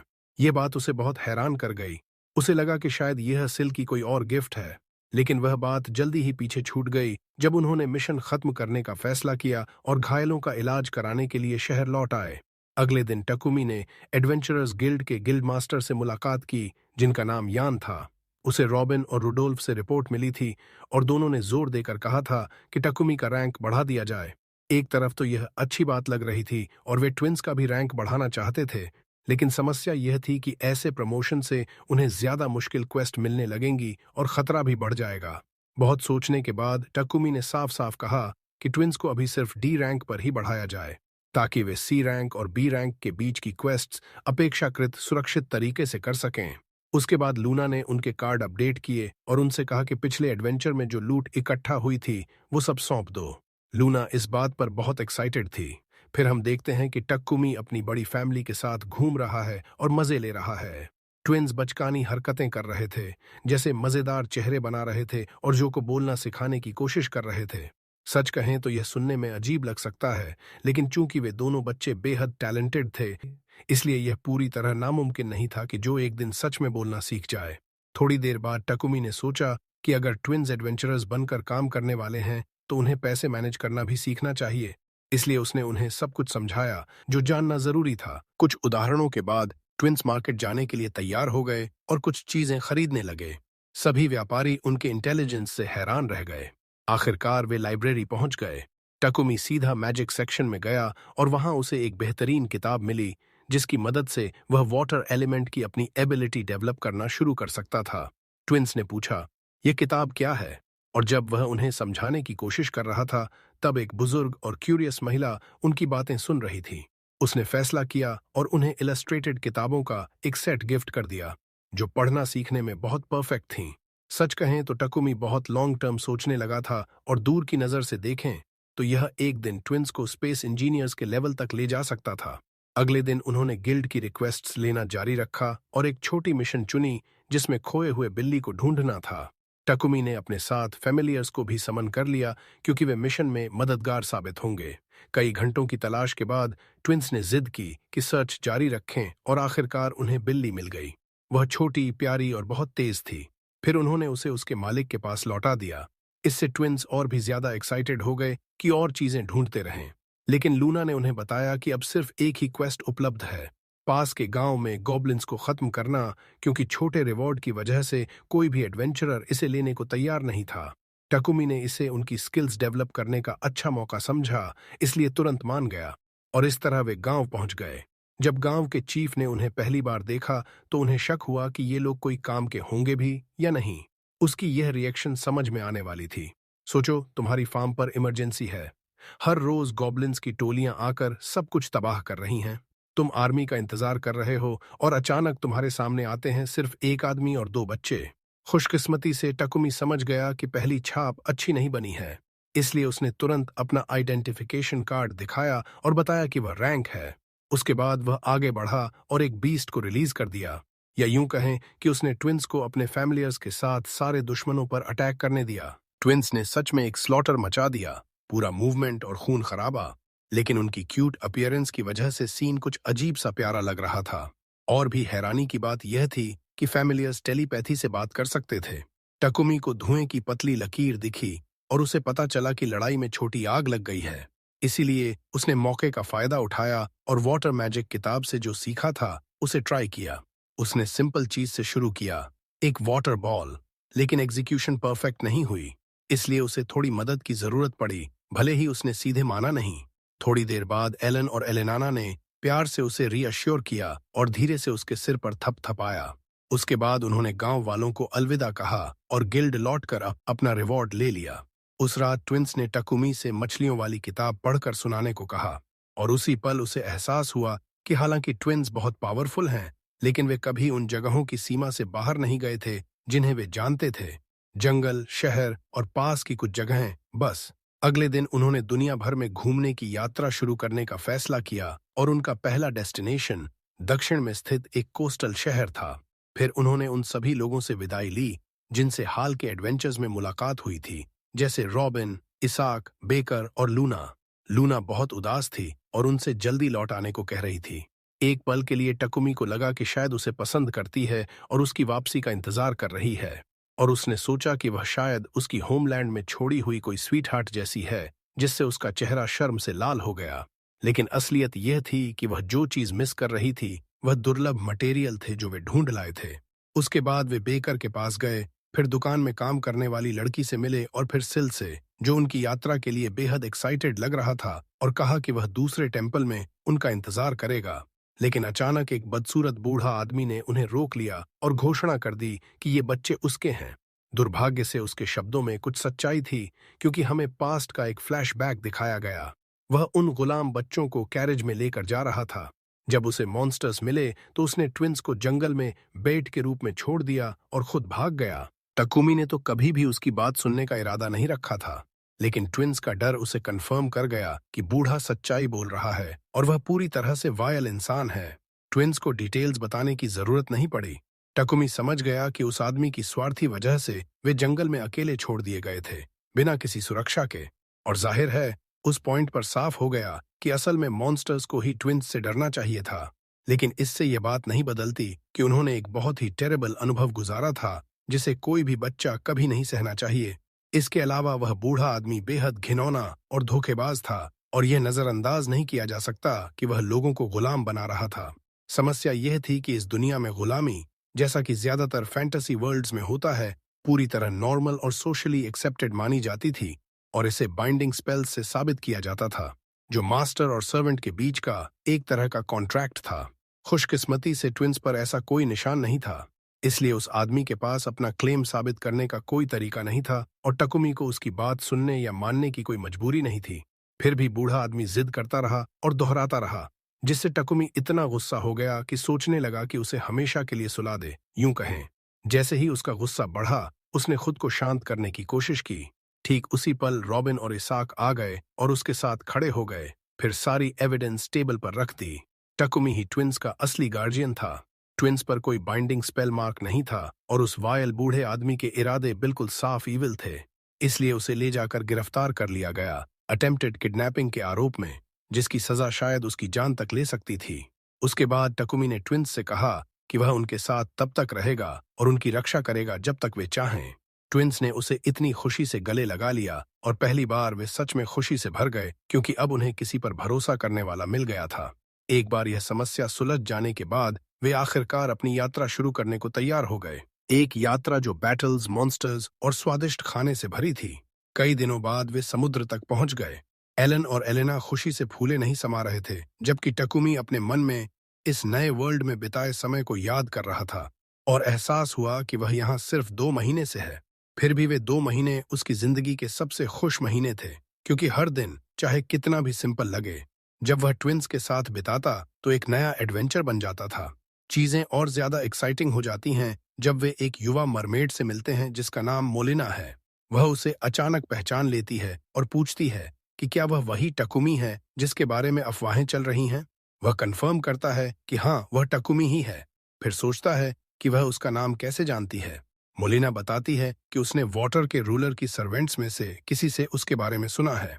वह यह भी बताती है कि उसने ट्विंस के बारे में भी सुना है और वह इस जगह संयोग से नहीं आई, बल्कि उन्हें ढूंढ रही थी क्योंकि लोग उनकी स्ट्रेंथ की बातें कर रहे थे और वह उनसे मदद मांगना चाहती थी अपने गांव की समस्या के लिए।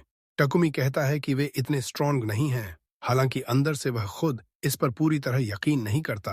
तो मोलिना उसे मनाती है कि कम से कम गांव चलकर तो देख लो और मरमेड्स की दुनिया देख लो, और जब पूरी समस्या समझ में आ जाए तो खुद फैसला करना कि मदद कर सकते हो या नहीं। समस्या ये है कि मरमेड गांव समुद्र के नीचे है और टकुमी को तैरना नहीं आता, इसलिए मोलिना उन्हें स्पेशल ब्रेसलेट्स देती है जो बिना किसी दिक्कत के सांस लेने देते हैं।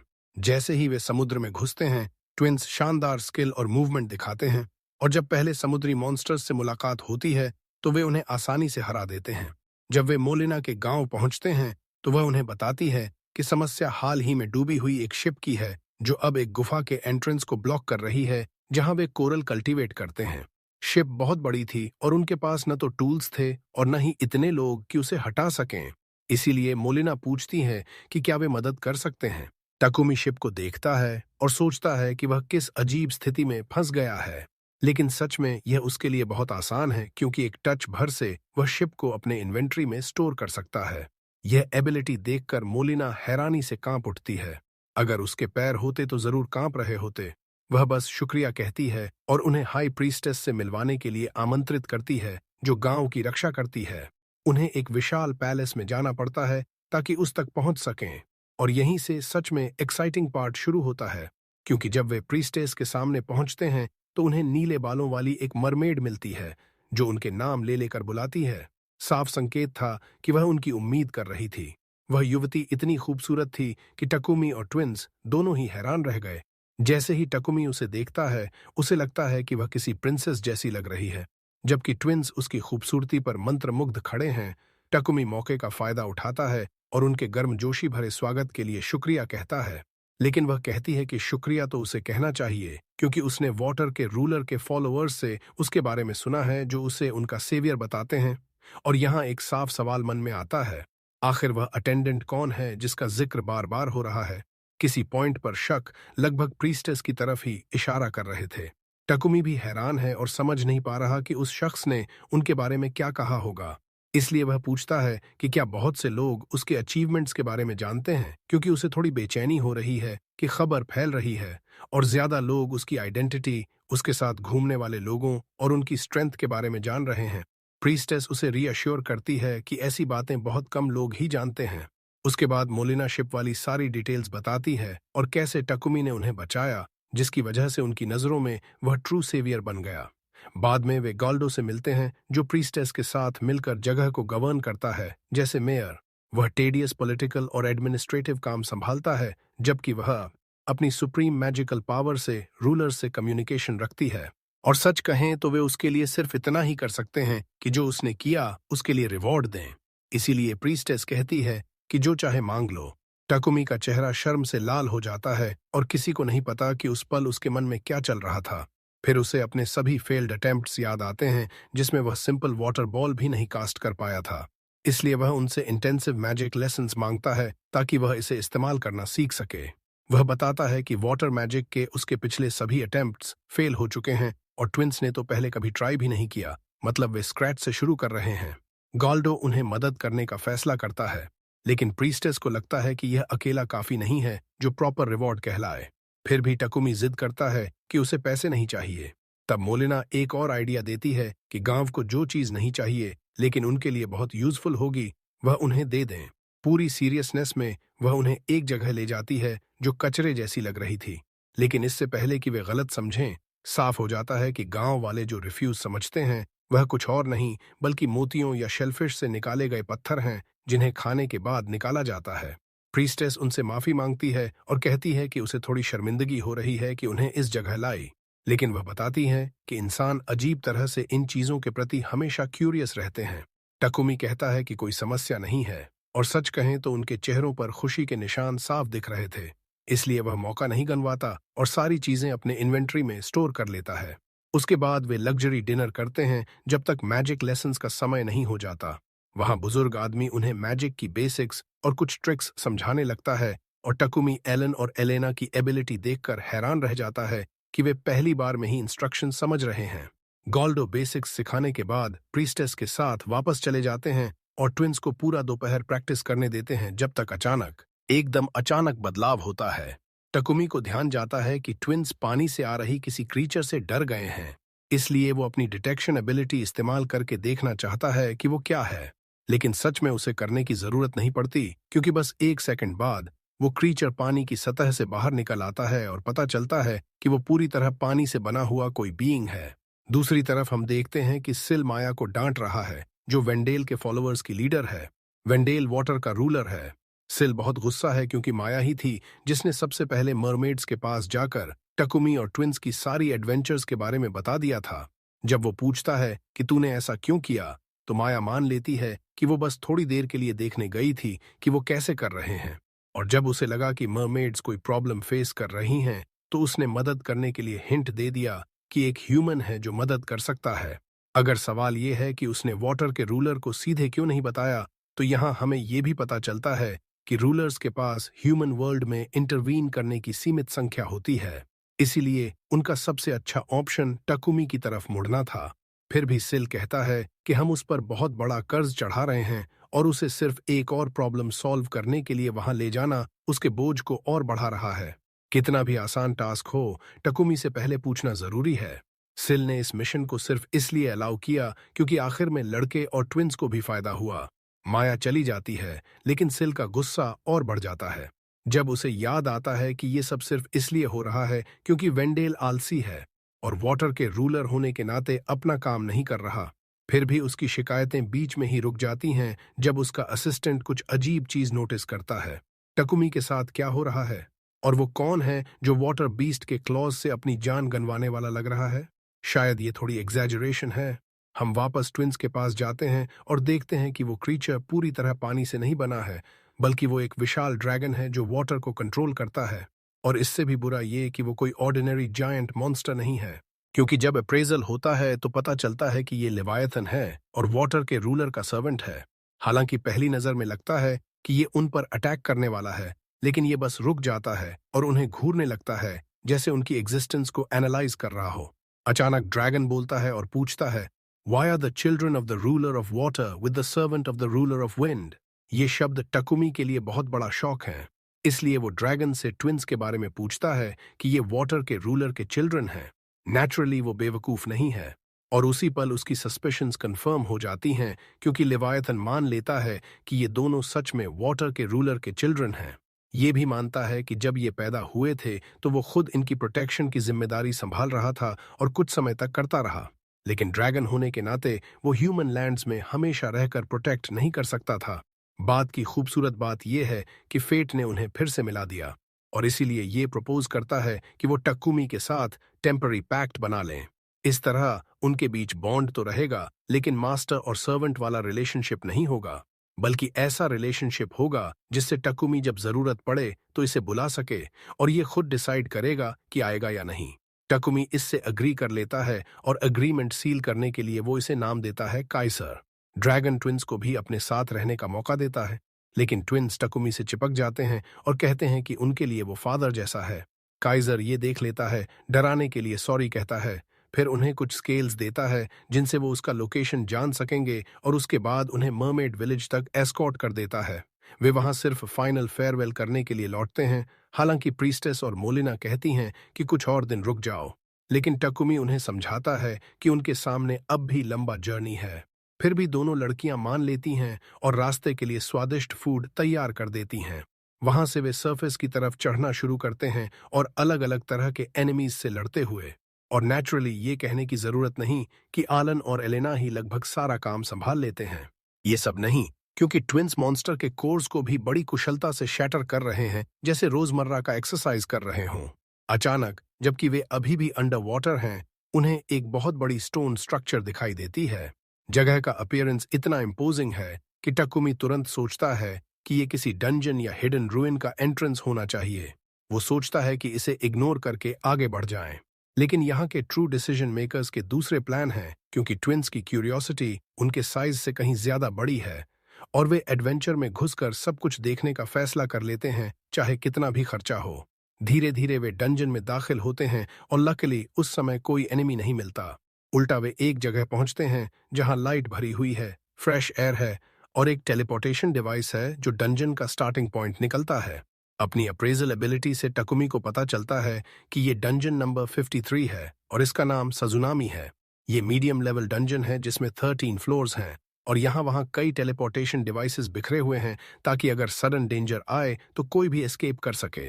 टकुमी खास तौर पर इस जगह में घुसने को उत्सुक नहीं था, लेकिन फिर भी उसने ट्विंस से पूछा कि वे क्या करना चाहते हैं। वो सोच रहा था कि इतनी लंबी स्विम के बाद वे थक गए होंगे, फिर भी नई अंडर वाटर डंजन को एक्सप्लोर करने की उनकी इच्छा जीत जाती है। और उन डिलिशियस फूड को खाने के बाद जो दो लड़कियों ने उनके लिए तैयार करके बॉक्स में पैक कर दिया था, वे पहली फ्लोर से आगे बढ़ना शुरू करते हैं। वहां उन्हें कुछ पॉइजन फ्रॉग्स मिलते हैं, तो ट्विंस वाटर मैजिक प्रैक्टिस करने का मौका ले लेते हैं। सरप्राइज ये थी कि पहली बार वे इतने ओवरवेलमिंगली एक्स्ट्रॉर्डिनरी नहीं लग रहे थे, बल्कि टारगेट को हिट करने में थोड़ी डिफिकल्टी हुई। और जब मैं डिफिकल्टी कह रहा हूं तो मतलब ये कि पहली अटेम्प्ट में नहीं मारा, दूसरी अटेम्प्ट में मारा। फिर भी ये साफ है कि ये दोनों बच्चे इस दुनिया के सबसे ताकतवर बीइंग्स के लिए भी आसान ओपोनेंट नहीं थे। दूसरी फ्लोर पर उन्हें एक सीक्रेट डोर मिली जो ट्रेजर रूम की तरफ ले गई। साथ में सबसे अजीब ट्रेजर्स थे जिनकी कल्पना भी नहीं की जा सकती, जैसे एक चेस्ट श्रिम्प से भरा हुआ और दूसरा ड्राइड फिश से भरा हुआ। और मैं कौन हूं जो ये जज करूं? हालांकि कई लोगों को ये ट्रेजर्स न लगें, लेकिन टकुमी जल्दी ही अपनी शॉपिंग लिस्ट बनाने लगा, सोचते हुए कि बाद में ट्विंस के लिए कितना डिलिशियस फूड बनाएगा। उन्हें एक हिडन पैसेज मिला जो 6th फ्लोर पर ले जाता था, लेकिन क्योंकि शाम हो चुकी थी उन्होंने उसे अगले दिन के लिए छोड़ दिया। टकुमी ने एक ग्रेट फीस्ट तैयार की और ट्विंस खाते खाते पूरी तरह भर गए, फिर पेट भरकर सो गए। अगले दिन वे 6th फ्लोर की तरफ अपनी जर्नी जारी रखते हैं। आगे बढ़ते हुए उन्हें और मॉन्स्टर्स मिलते हैं, और जब टकुमी को ध्यान जाता है कि ट्विंस अपनी मैजिक इस्तेमाल करने में अब कंफर्टेबल हो रहे हैं, तो वो उनकी स्टैट्स देखने का फैसला करता है, सिर्फ ये जानने के लिए कि वे लेवल 25 पहुंच चुके हैं।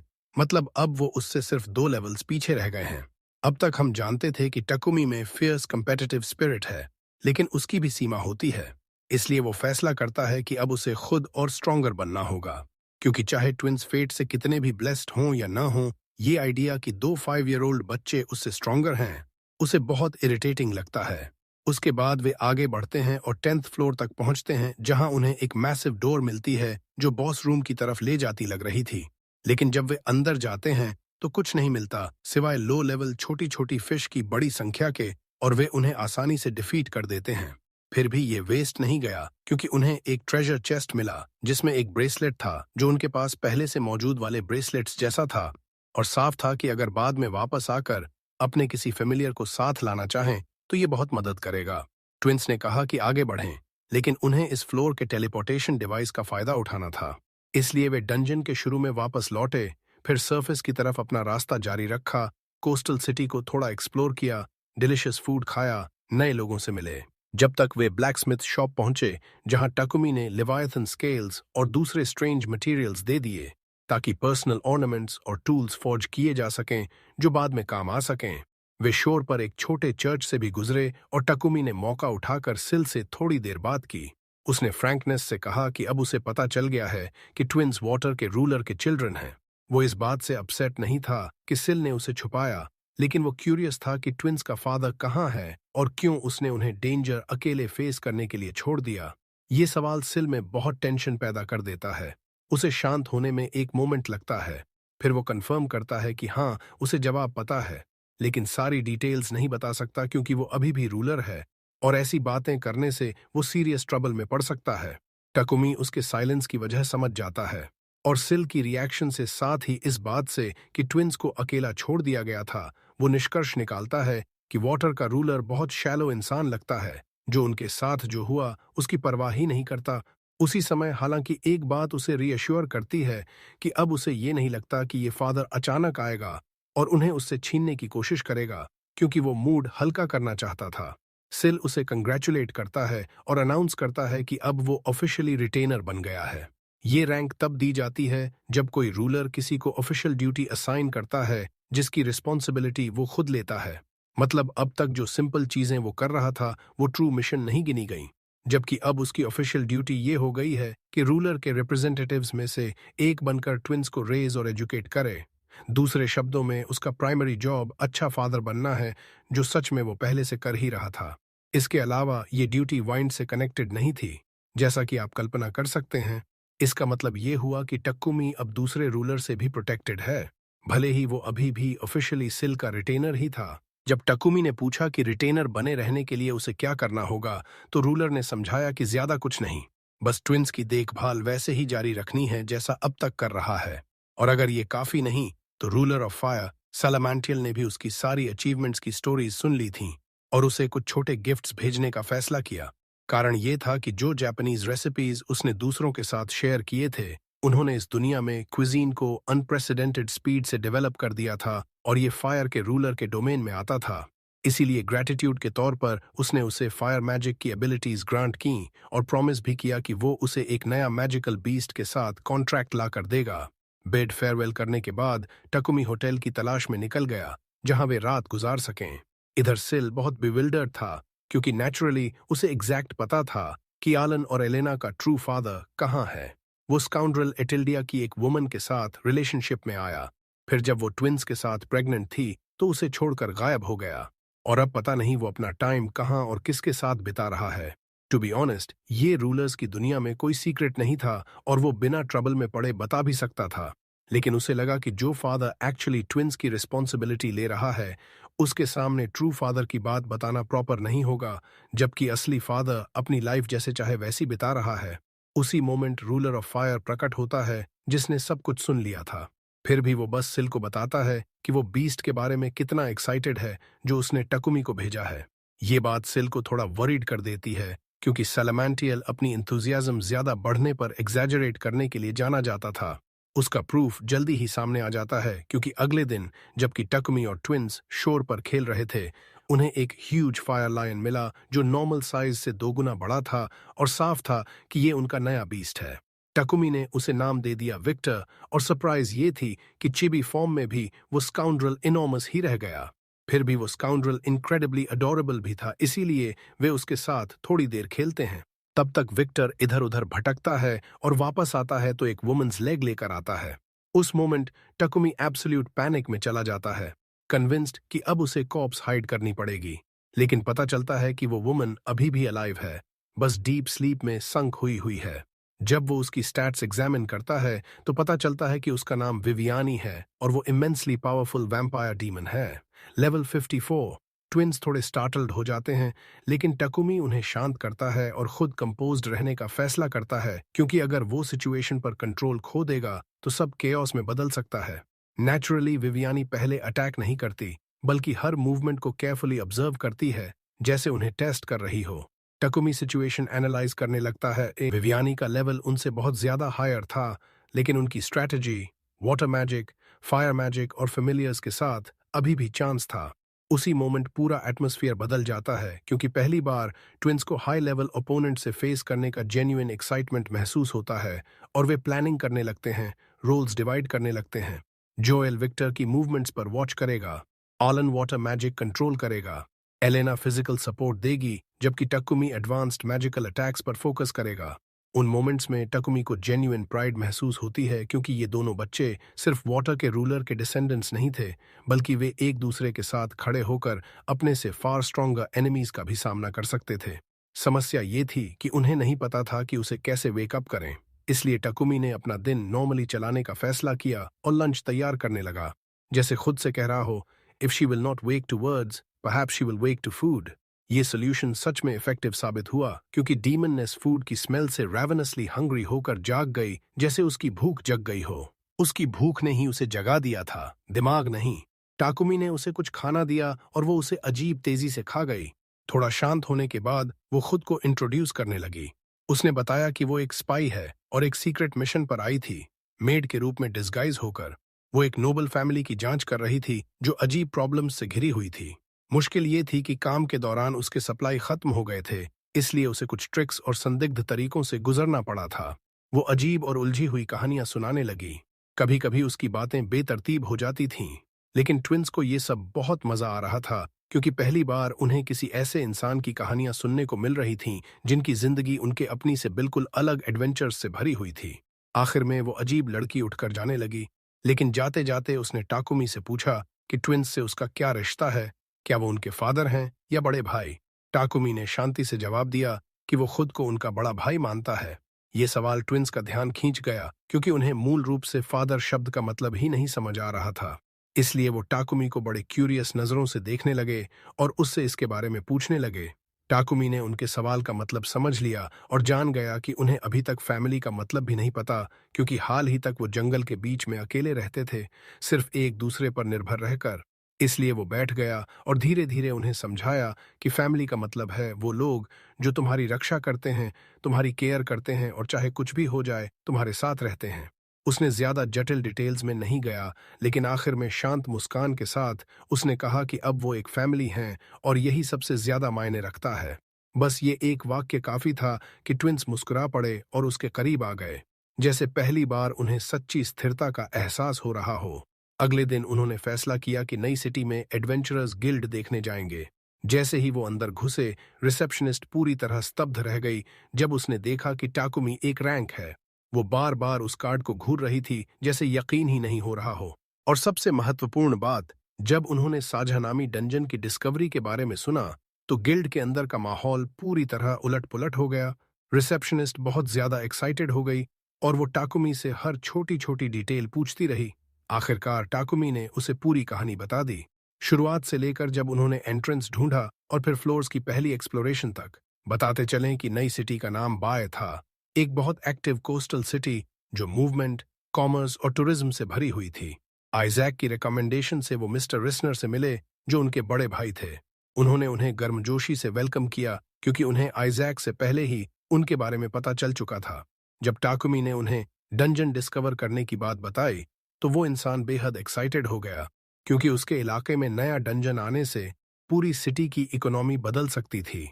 इस दुनिया में डंजन को सच्चा खजाना माना जाता है, क्योंकि वो हर तरफ से एडवेंचरर्स को अपनी तरफ खींचते हैं। इसका मतलब होता है ज्यादा विजिटर्स, होटल्स, रेस्टोरेंट्स और मर्चेंट्स के लिए ज्यादा बिजनेस।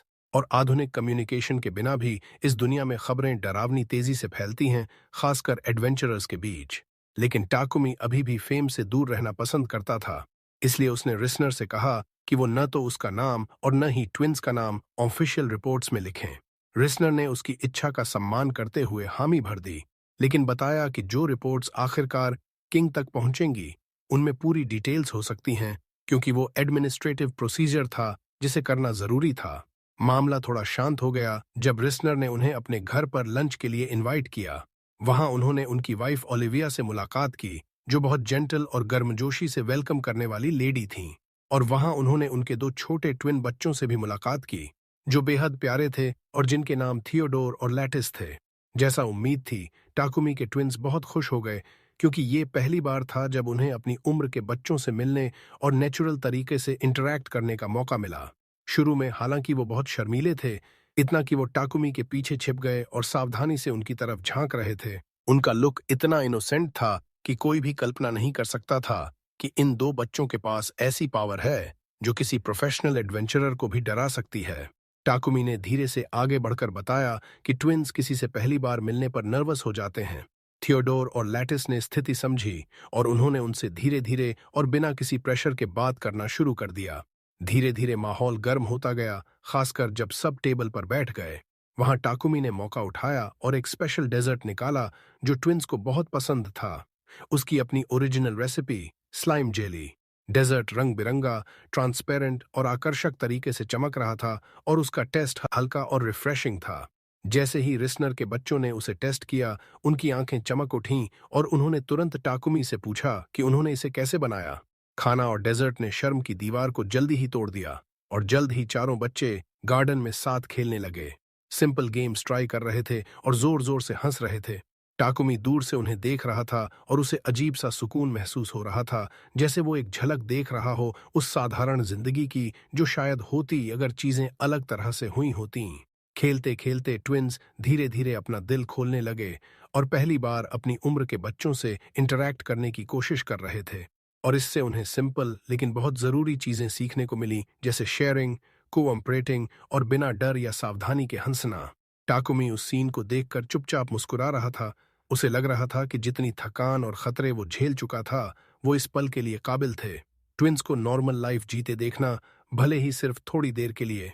ये बात नोबलमैन को बहुत हैरान कर गई, क्योंकि हालांकि स्लाइम मटेरियल पॉइजनस नहीं था, लेकिन इस दुनिया में किसी ने कभी इसे कैंडी बनाने के बारे में नहीं सोचा था। रिस्नर ने इसे स्किल्ड मर्चेंट की नजर से देखा, आइडिया तुरंत समझ लिया और फैसला कर लिया कि वो रेसिपी को बहुत रिस्पेक्टेबल अमाउंट में खरीद लेंगे।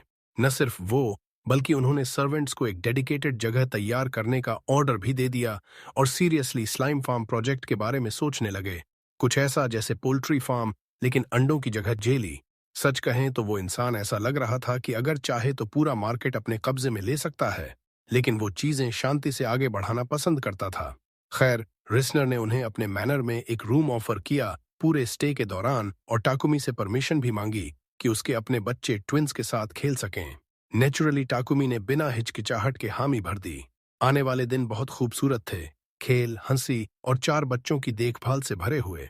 वे साथ में सिटी घूमते, शॉप्स में जाते, नई फूड्स टेस्ट करते और ओपन स्क्वायर्स में खेलते।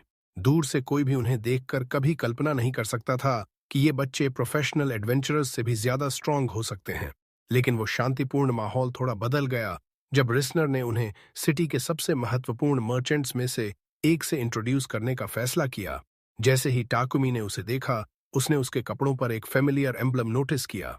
शुरू में उसने ज्यादा ध्यान नहीं दिया, लेकिन कुछ पलों बाद उसे याद आया कि ये वही सिंबल था जो उस शिप पर देखा था जो मरमेड विलेज के पास डूब गया था। इसलिए टाकुमी ने सावधानी से उससे इसके बारे में पूछा।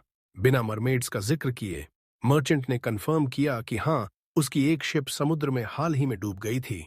सौभाग्य से क्रू के सभी सदस्य बच गए थे, लेकिन लॉस बहुत बड़ा था और कंपनी को सीरियस लीगल ट्रबल में डालने वाला था। टाकुमी, जो हमेशा खुद पर अटेंशन खींचने से बचता था, खुद को फिर से एक ऑकवर्ड स्थिति में पाया। थोड़ी हिचकिचाहट और शर्मिंदगी के बाद उसने चुपचाप मर्चेंट को बताया कि वो ही था जिसने शिप को वापस लाया था। वो इंसान वहीं फ्रीज हो गया क्योंकि शिप बहुत दूर तट से डूबा था, ऐसी जगह जहां आसानी से कोई नहीं पहुंच सकता था। फिर भी टाकुमी ने इसे ऐसे बताया जैसे कोई बहुत साधारण बात हो। बिना ज्यादा प्रिम्बल के टाकुमी ने उसे बताया कि वो शिप को सब कुछ समेत वापस कर सकता है और उसे नहीं पता कि कार्गो अभी भी यूजेबल है या नहीं।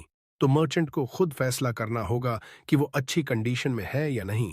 उस पॉइंट पर मर्चेंट की आंखें लगभग डरावने तरीके से चमक उठीं, इतना कि रिस्नर ने खुद हैरानी से पूछ लिया, इस सब के बदले में तुम क्या मांगोगे?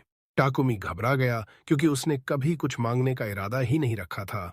लेकिन नोबल्स और मर्चेंट्स की दुनिया में लोग अलग सोचते थे और ऐसा लगता नहीं था कि कोई इतनी बड़ी चीज बिना कंपेंसेशन के दे दे। फिर भी टाकुमी ने शिप बिना कुछ मांगे वापस कर दी। मर्चेंट ने उसे गर्मजोशी से थैंक किया और बताया कि शिप के अंदर एक बेहद रेयर फेयरी जेम था जिसे वो पूरी तरह रिकवर करने की उम्मीद छोड़ चुका था। लेकिन शिप के वापस आने से वो अपने सारे लॉसेस रिकवर कर पाया। ये स्थिति ट्विंस को कंफ्यूज कर गई क्योंकि उन्हें समझ नहीं आ रहा था कि कोई चीज मालिक को बिना पेमेंट मांगे क्यों लौटा दे। टाकुमी ने मौके का फायदा उठाया और उन्हें एक महत्वपूर्ण लेसन सिखाया कि चोरी गलत है और जो कुछ भी वो पाएं जो उनका नहीं है, उसे मालिक को वापस करना चाहिए, चाहे वो कितना भी छोटा हो। हालांकि टाकुमी ने कुछ नहीं मांगा था, फिर भी मर्चेंट ने उसे रिवॉर्ड देने पर जोर दिया और उसे अपनी कंपनी के प्रोडक्ट्स का फुल टूर ऑफर किया। उस टूर में बहुत रेयर आइटम्स थे, जिनमें सबसे महत्वपूर्ण कॉफी था, जो कैफीन लव करने वालों के लिए सच्चा खजाना थी। उसने उसे लग्जरी स्पाइसेस का कलेक्शन भी दिया, जिस पॉइंट पर टाकुमी ने घोषणा कर दी कि वो खुद डिनर तैयार करेगा और मेन डिश करी होगी। नतीजा नेचुरली वैसा ही था जैसा उम्मीद था। मैनर में हर कोई खाने के टेस्ट से पूरी तरह शॉक हो गया, यहाँ तक कि शेफ खुद लगभग घुटनों के बल टाकुमी के सामने गिर पड़ा और उससे अप्रेंटिस बनने की भीख मांगने लगा। टाकुमी हंसा और बोला कि वो एक एडवेंचरर है, शेफ नहीं, और जो कुछ वो जानता है वो सिर्फ अपनी होमलैंड की कुछ रेसिपीज हैं। नए बेकर के साथ भी यही हुआ, जो उन अजीब रेसिपीज से स्तब्ध था और उन्हें यूज करने के लिए कुछ भी करने को तैयार था। कुछ समय बाद टाकुमी को थोड़ा गिल्ट फील होने लगा कि वो अपने फैमिलियर्स को इतनी देर अकेला छोड़ दिया है, इसलिए उसने दोपहर में उन्हें वॉक पर ले जाने का फैसला किया। लेकिन वो शांतिपूर्ण सैर जल्द ही उलट पुलट हो गई जब उसे कुछ ठगों का ग्रुप मिला जो उसे मारने, बच्चों को किडनैप करने और ब्लैक मार्केट में बेचने का इरादा रखते थे। नेचुरली बैटल शुरू होते ही तय हो गई थी। ठगों को तेजी से हरा दिया गया। टाकुमी वहां नहीं रुका, बल्कि उनकी हाइडआउट तक ट्रैक किया, बाकी गैंग को भी मिटा दिया, किडनैप की गई महिलाओं को फ्री किया और वो सारा पैसा ले लिया जो वो छिपा कर रखे थे। उसके बाद उन्होंने ब्लैकस्मिथ से ऑर्डर किए गए पेंडेंट्स और इक्विपमेंट कलेक्ट किए, क्योंकि उन्हें डंजन के बाकी हिस्से एक्सप्लोर करने के लिए जरूरत थी। ये काम पूरा होने के बाद और मरमेड्स से अपने फैमिलियर्स के लिए नए ब्रेसलेट्स रिक्वेस्ट करने के बाद वो उस जगह वापस लौटे जहां से ज्यादा फ्लोर्स ओपन करना शुरू किया। नेचुरली इससे नए और लगातार बैटल्स में खींच लिया गया और सवाल ये था कि क्या वो हार सकते हैं। ऐसा कुछ नहीं, उल्टा वो पूरी आसानी से आगे बढ़े और जब ट्रैप में फंसे भी तो सिर्फ मामूली मुश्किल से निकल आए, जैसे फेट खुद उनका साथ दे रही हो। जब आखिरकार वो बॉस चैम्बर पहुंचे तो पता चला कि बॉस कोई और नहीं बल्कि एक छोटा क्राकेन था, और अगर ये छोटा था तो बड़ा वाला कैसा होगा। खैर, उन्हें उस मॉन्स्टर का सामना करना पड़ा जिसकी टेंटिकल्स लगभग हर अटैक के बाद रिजेनरेट हो जाती थीं, जिससे लगता था कि ये दुश्मन कभी हार नहीं सकता। लेकिन पता चला कि इसकी एक वीकनेस थी। इसे overwhelming number of consecutive attacks से अटैक करना पड़ता था ताकि उसे लिम्ब्स रिजेनरेट करने का चांस ही न मिले। और ठीक यही उन्होंने किया। टीम के हर मेंबर ने अपनी पूरी स्ट्रेंथ फाइनल असॉल्ट में झोंक दी और उन्होंने अपने अलग अलग एलिमेंट्स को भी साथ में कंबाइन किया। इस तरह उन्होंने बॉस को डिफीट कर दिया और ट्रेजर क्लेम किया, जो एक बहुत पावरफुल स्वॉर्ड था जो फायर मैजिक से चार्ज्ड था। कुछ समय बाद जब वो रिस्नर मैनर वापस लौटे तो एलन और एलेना अपने नए दोस्तों को अपनी लेटेस्ट एडवेंचर की हर डिटेल बता रहे थे। अजीब बात यह कि वहां उन्हें रॉबिन और आइजैक मिल गए।